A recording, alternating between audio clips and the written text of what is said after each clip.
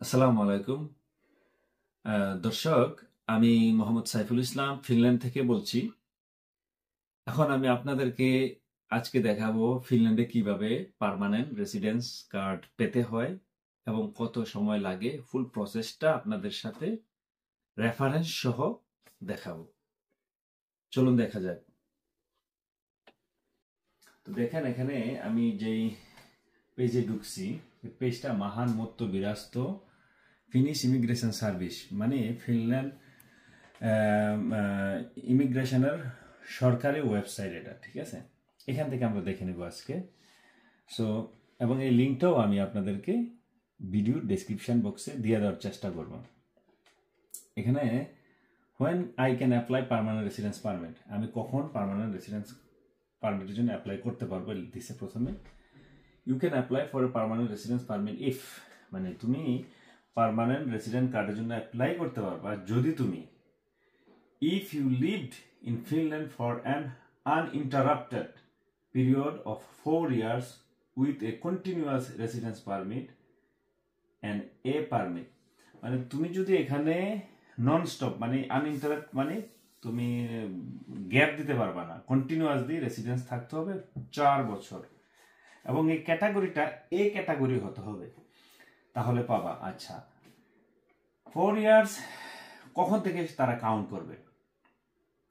কারণ আপনি যখন রেসিডেন্ট কার্ডটা পান ইন্ডিয়া থেকে ডিসিশন হওয়ার পরে আপনাদের আস্তে আস্তে 2 মাস 3 মাস চলে যায়। এই জন্য বলছে 4 ইয়ার্স কখন থেকে কাউন্ট হবে। On the day of your entry into Finland, if you applied for your first resident permit abroad and received a continuous resident permit and a permit, বলতেছে তুমি যেদিন ফিনল্যান্ডে ঢুকবে তখন থেকেই। If you have not yet spent required 4 years Finland, you can apply for a new extended permit. মানে আপনি যদি 4 বছর ফিনল্যান্ডে না থেকে থাকেন তাহলে আপনাকে নিউ এক্সটেন্ডেড পারমিটের জন্য অ্যাপ্লাই করতে হবে। বুঝতে পারছেন? মানে আপনাদের এখানে যে সারমর্মটা বলতেছি, আপনারা 4 বছর কন্টিনিউয়াসলি থাকলে আপনারা রেসিডেন্ট পারমিট পাবেন, এবং এ ক্যাটাগরি নিয়ে, ঠিক আছে? Continuous period of residence permit, and আরো কিছু পড়ার চেষ্টা করতেছি। Residence permit period, residence permit মানে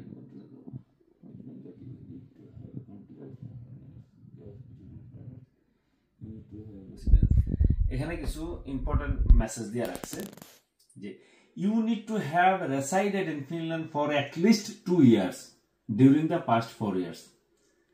মানে আপনাকে 4 ইয়ার্স রেসিডেন্ট কার্ড পাওয়ার পর, মানে এ ক্যাটাগরি পাওয়ার পর আপনি পুরাপুরি 2 বছর মিস করতে পারবেন। মানে আপনি হলিডেতে গেলেন, কোথাও গেলেন, 2 বছর আপনি মিস করতে পারবেন। You need to have had continuous residence permit for 4 years without any gaps between your permits.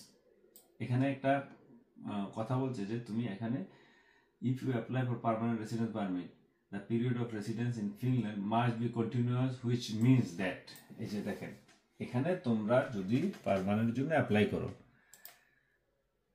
তোমার কন্টিনিউয়াসলি থাকতে হবে। মানে কন্টিনিউয়াস কি বলছে যে আজকে আমি 4 বছরের রেসিডেন্ট কার্ডটা পালাম।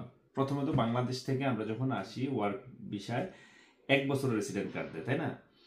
1 বছরের পরে যখন আমরা 7 মাস 8 মাস থাকার পরে 4 বছরের একটা রেসিডেন্ট কার্ডের জন্য, কন্টিনিউয়াস রেসিডেন্ট কার্ডের জন্য অ্যাপ্লাই করি।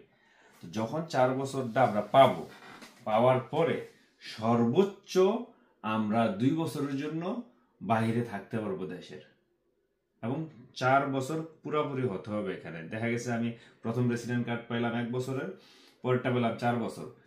আমি যদি কন্টিনিউয়াস থাকি এখানে তাহলে আমি আরো 3 বছর পরে আমি অ্যাপ্লাই করে দিতে পারবো। 1 বছর এখানে গেল, আর নতুন রেসিডেন্ট কার্ডে 3 বছর। ফলোইং টাইপস অফ ওকে। এখন জিনিসটা ক্লিয়ার হলো যে অনেকেই আমাকে, মানে এখন এটা হলো লেটেস্ট, মানে এখনো আইন আপডেট হয় না। আইন আপডেট হওয়ার পর আজকে কত তারিখ? 25 মার্চ 2025। তো আজকে পর্যন্ত এটাই নিয়ম যে আপনারা পার্মানেন্ট রেসিডেন্স কার্ড পেতে হলে আপনাদেরকে 4 বছর এখানে এ ক্যাটাগরি নিয়ে থাকতে হবে, এবং 4 বছরের ভিতরে যদি আপনারা বিভিন্ন জায়গায় বেড়াতে যান সর্বোচ্চ 2 বছর বেড়াতে পারবেন।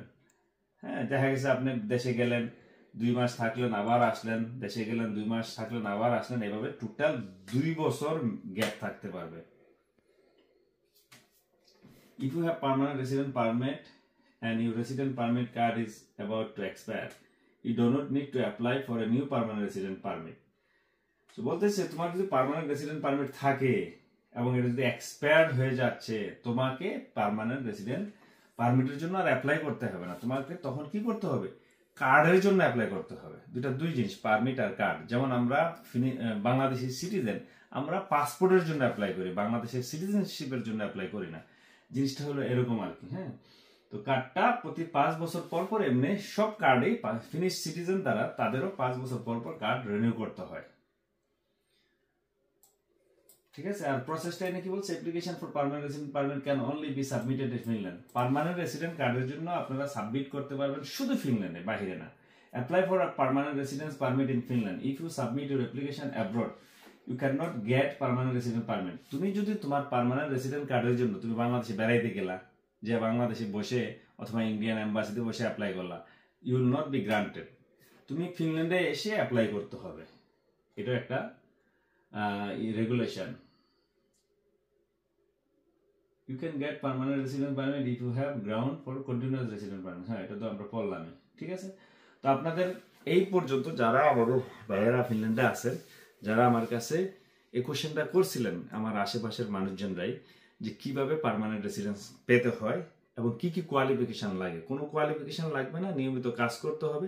এবং লাস্ট যখন অ্যাপ্লাই করবেন, যে বছর পার্মানেন্টের জন্য অ্যাপ্লাই করবেন, লাস্ট 1 বছর কন্টিনিউয়াসলি কাজে থাকতে হবে। কারণ তারা আপনার কাছে 1 বছরের ব্যাংক স্টেটমেন্ট চাইতে পারে, 6 মাসের ব্যাংক স্টেটমেন্ট চাইতে পারে, অথবা 1 বছরের স্যালারি পেপার চাইতে পারে। লাস্ট বছরের এভারেজ ইনকামটা চেক করবে। যদি আপনি একা থাকেন একটা অ্যামাউন্ট, যদি ফ্যামিলি না থাকেন আরেকটা অ্যামাউন্ট, ফ্যামিলি না থাকলে এভারেজ 2000 ইউরো স্যালারি থাকলে ভালো, 1700 থেকে 1800 ইউরো আর কি, এটার এক্সাক্ট অ্যামাউন্টটা মনে নেই। তো 2000 ইউরো হলে স্ট্যান্ডার্ড স্যালারি, যদি ফ্যামিলির সাথে থাকে।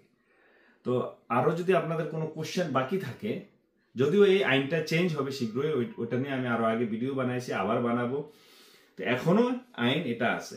তো এইটা নিয়ে যদি আপনাদের কোনো কোশ্চেন থাকে, দয়া করে আমাকে কমেন্টস বক্সে জানাই দিবেন। আর আমি এই ফিনিশ ইমিগ্রেশন, সরকারি ইমিগ্রেশনের ওয়েবসাইটটা আপনাদের কাছে ডেসক্রিপশন বক্সে দিয়ে দেবো। আশা করি কষ্ট করে সবাই দেখে নেবেন এবং আমাদের জন্য দোয়া করবেন। সাইফুল ওয়ার্ল্ডের সাথে থাকবেন। আসসালামু আলাইকুম।